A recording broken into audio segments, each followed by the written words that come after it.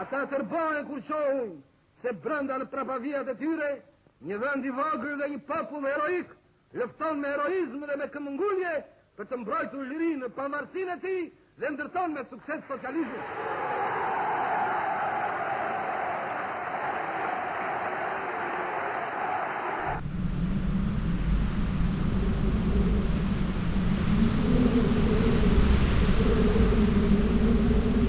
Welcome to Fearful Symmetry.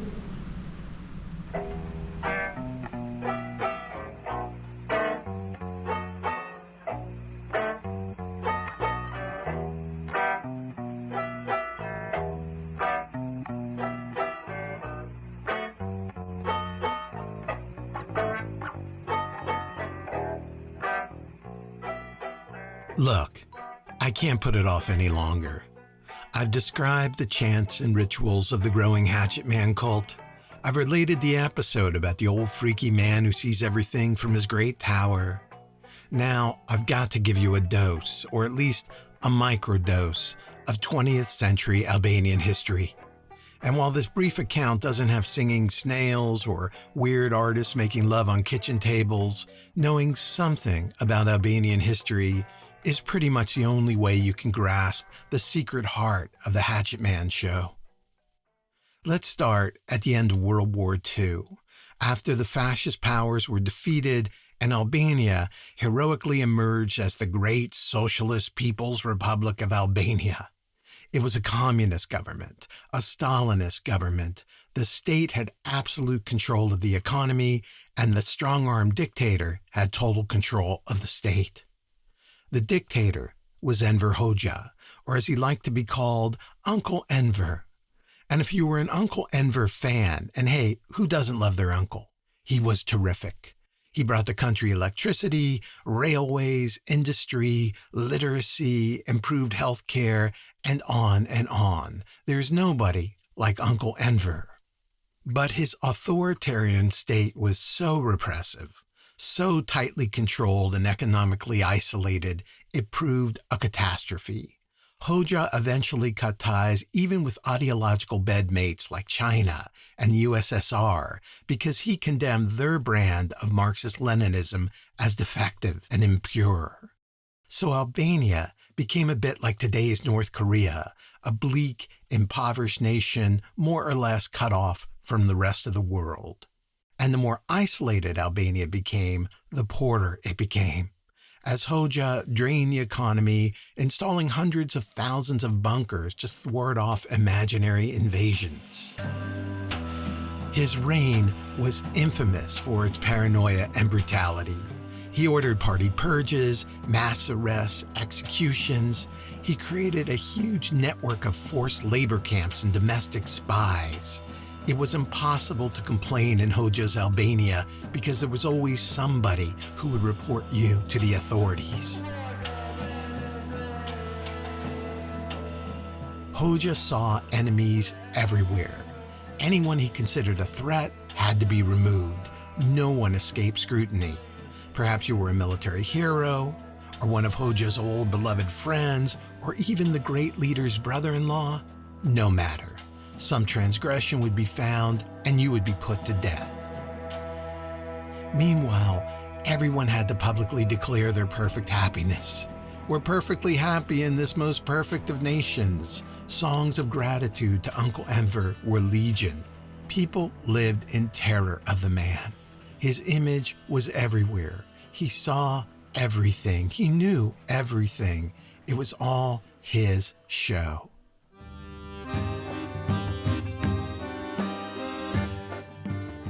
But if you wait long enough, things change. Uncle Enver finally kicked the bucket in 1985, and soon old-school totalitarian communism began to collapse all over the planet. By the early 1990s, the world was opening up. Everything was changing, and Albania was going to change with it. There were free elections, a democratic party. The new president, Sali Berisha, embraced liberal democracy. Hurrah! Democracy, capitalism, prosperity. This was giddy and glorious stuff for a nation mired in gloomy poverty for decades. Only, and I don't want to shock you here, dear listener, but capitalism occasionally has flaws. In fact, it can often resemble a certain kind of gangsterism. And in the nation of Albania, after moving from decades of a communist command economy to a market economy in a matter of months, well, such flaws soon became manifest. Albanian citizens were invited to invest in promising new enterprises, wonderful companies that would make everyone lots of money. You just needed to invest capital. The more, the better. And if you had to sell your homes or your livestock to do it, do it. Don't be a fool. The risk was small, very small. Indeed, what risk? Government officials promoted the investments. High returns on your money were promised right away, 30% in a month, even 100% in a month. It's the song of the West, the new world. What idiot would turn away from easy money? And soon, some 2/3 of the Albanian people found themselves investors with a bright future. After decades of communist dictatorship, they too would finally share in the great capitalistic dream. But, as you might have guessed, that dream was for suckers. The investments were colossal fraud, Ponzi schemes, pyramid schemes. Early investors paid off by new ones with only a very small group of people raking in any dough. These schemes were actually fronts for gun trafficking and money laundering, and a dawning realization emerged. A realization that all these companies were going to go bankrupt. And poof, millions of Albanians will lose everything. That glorious democratic government of Sali Berisha would soon be facing massive disaster. Protests had started, just with college kids, old pensioners, but the protests were spreading through the nation, and violent outbreaks were on the upswing. People were starting to demand their money back, or else. How long could this all be contained? Not long. President Berisha needed some time, some help, for he could see that their necks, his neck, would soon be in the noose. Albania itself would soon be on the brink. And so, President Berisha called on the Americans, or more precisely, the CIA. They might not have been Berisha's good buddies, but they had a working relationship. Truth is, American spooks were in Albania since 1947 with their Cold War machinations, and by the 1990s, those operations were fixed upon one looming threat: Islamic terrorism. It turns out that Al-Qaeda and jihadi groups from Egypt really liked hiding in Albania. Albania was close to Europe, its officials could be bought, and the Islamic charitable organizations there could be cleverly exploited. What's not to like? So in the 90s, the CIA began working with Albanian intelligence to snag these terrorists off the streets of Tirana or of Elbasan and secretly render them out of the country and back to Egypt, where they might be more productively questioned, that is to say, viciously beaten, whipped, sodomized, electroshocked, or any other torture in vogue at the time. Now, the Americans felt that these covert operations were proceeding quite nicely and preferred that they weren't muddied up by some Albanian civil war or regime change. So if the democratic Albanian president was desperately struggling with social upheaval, the CIA would send help. And they did. They sent him the architect. And Albania never knew what hit them. The architect was a shadowy figure known for crafting unconventional solutions to thorny problems. A master of psyops with a penchant for deep social adjustments, the architect designed high-impact propaganda projects that had a way of spinning the ball in a different direction. Now, to imagine a spy like the architect, forget about James Bond. Conjure something closer to John le Carré's polite, self-effacing George Smiley. For there was no cloak, no dagger, indeed no allure at all to the architect. There was only a strong, musty whiff of dreadful normality. The architect was a plump middle-aged woman of Polish descent in sensible shoes and a sturdy coat, bland and forgettable to anyone who happened to meet her casually. Even the most exuberant of household pets regarded her with a certain listlessness. Her fortress of banality was part of her immense talent, for behind that fortress lay a most wily and twisted mind who found nothing more amusing than altering and confounding entire societies. And Albania needed serious alteration. Companies were going bottoms up and people were losing their life savings. There were demonstrations in Durrës, scattered shootings in Pogradec, and just down the block in Tirana, 3 drunk and distraught men set fire to an old house, mistaking it for the president's quarters. Berisha was desperate. He ordered soldiers to surround his home in the hope of discouraging any hotheads with dreams of assassination, but he knew it was just a matter of time. And so it was that Berisha and the architect met one evening at the president's private residence.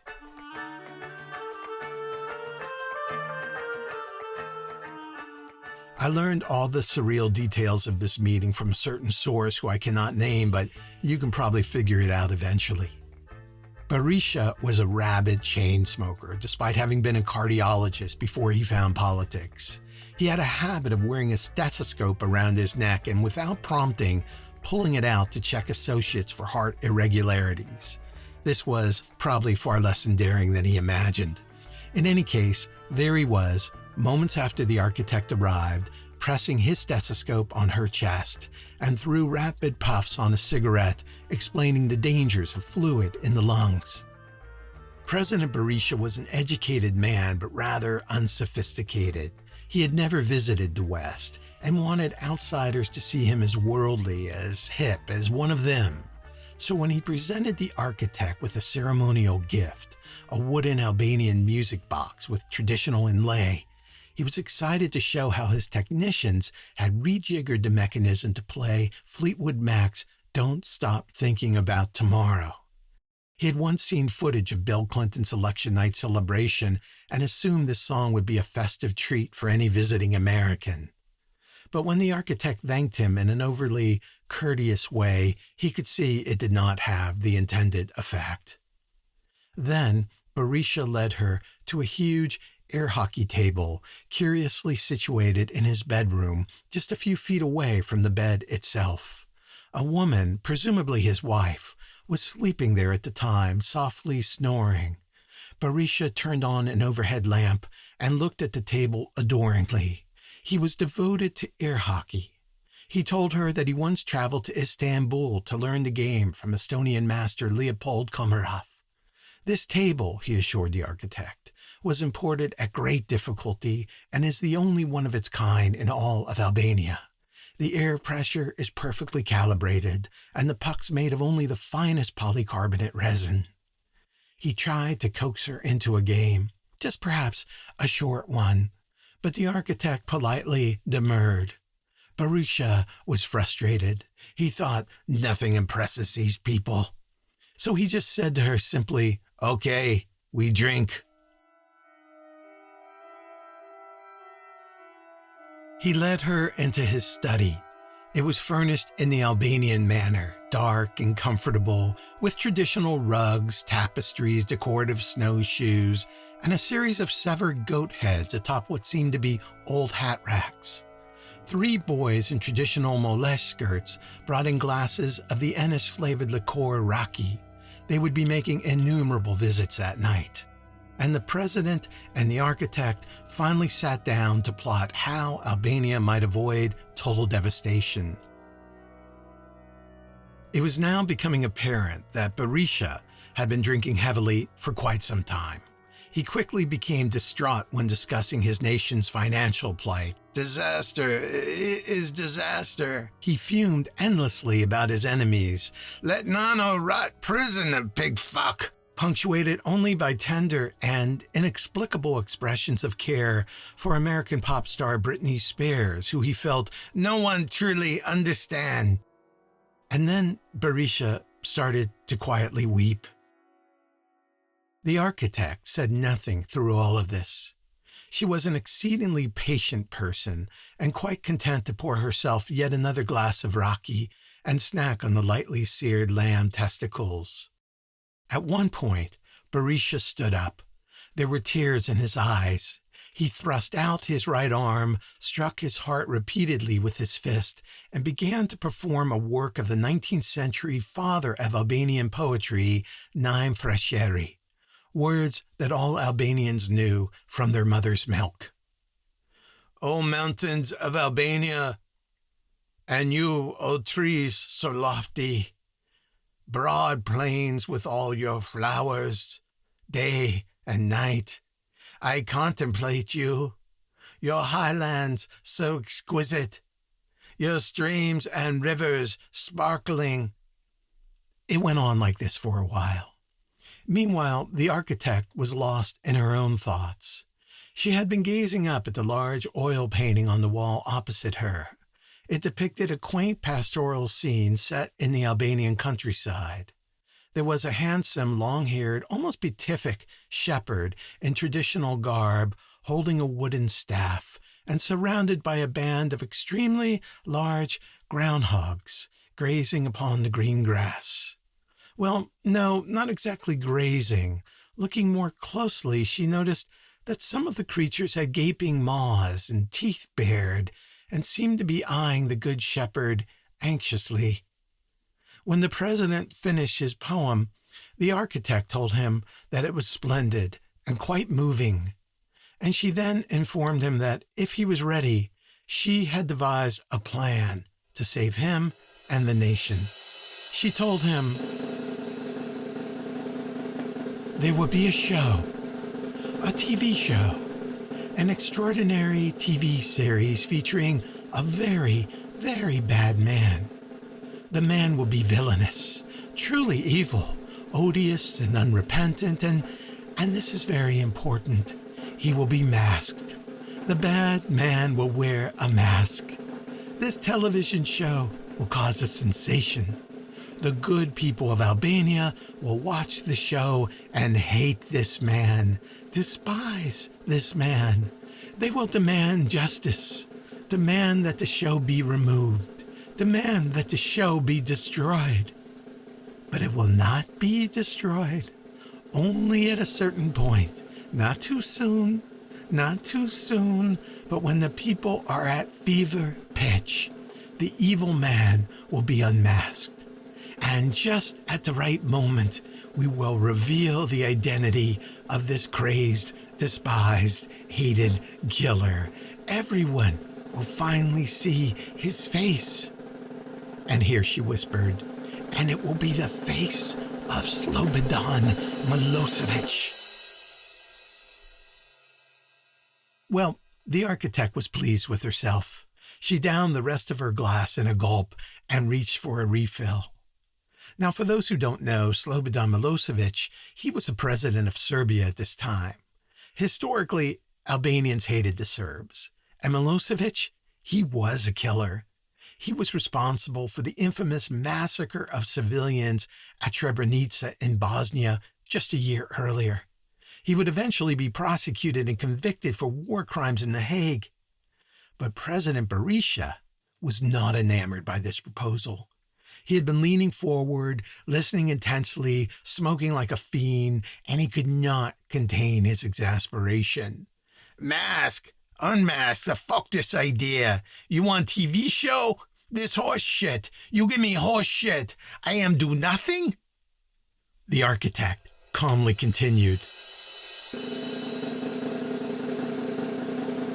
Oh, on the contrary, Mr. President.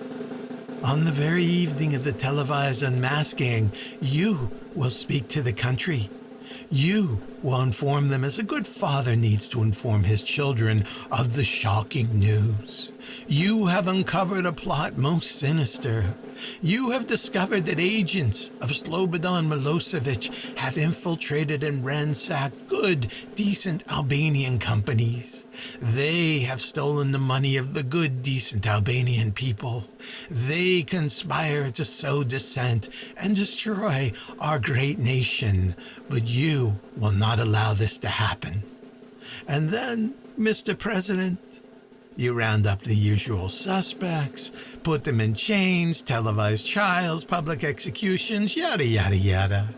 Yes, the people will have lost money. The world is not perfect, but they will have gained a great nation. They will understand the need to unify under you and your party to preserve independent Albania for their children and grandchildren. You, Mr. President, will be the great Albanian hero.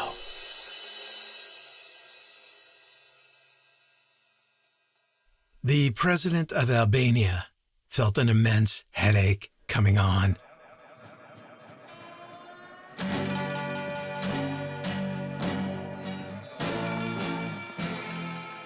He had no illusions of ever being some great hero. He now felt convinced that things would continue to get worse and worse, and there was nothing to be done. He rose and stumbled toward the door. The image of his beautiful air hockey table came to his mind. He felt the desire to touch its smooth, laminated surface, to be part of a world higher and more refined than this one. And as he left the room, he said over his shoulder to the architect, "All right, go make TV show." And in this way, Hatchet Man was truly born.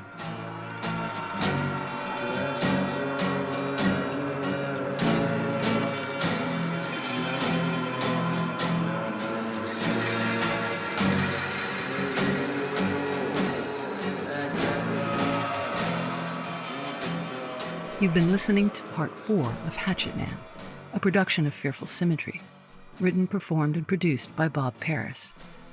Music and sound art from Voyagers, The Shed, John Bartman, TRG Banks, MFP, Kevin MacLeod, Keith Jars, and KSO Art.